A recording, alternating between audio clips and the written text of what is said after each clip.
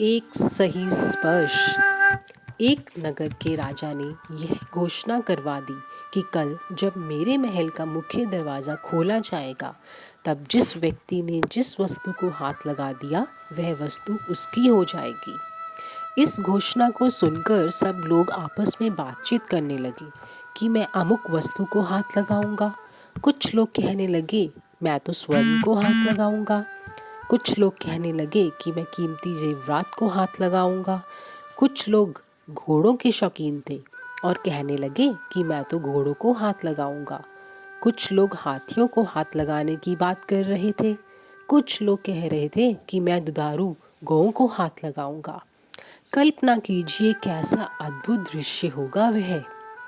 उसी वक्त महल का मुख्य दरवाज़ा खुला और सब लोग अपनी अपनी मनपसंद वस्तु को हाथ लगाने दौड़े।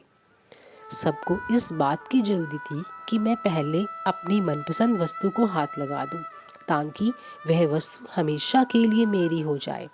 और सबके मन में यह डर भी था कि कहीं मुझसे पहले कोई दूसरा मेरी मनपसंद वस्तु को हाथ ना लगा दे। राजा अपने सिंहासन पर बैठा सबको देख रहा था और अपने आसपास हो रही भागदौड़ को देखकर मुस्कुरा रहा था। उसी समय उस भीड़ में से एक छोटी सी लड़की आई और राजा की तरफ बढ़ने लगी। राजा उस लड़की को देखकर सोच में पड़ गया और फिर विचार करने लगा कि यह लड़की बहुत छोटी है, शायद यह मुझसे कुछ पूछने आ रही है। वह लड़की धीरे धीरे चलती हुई राजा के पास पहुंची और उसने अपने नन्हे हाथों से राजा को हाथ लगा दिया।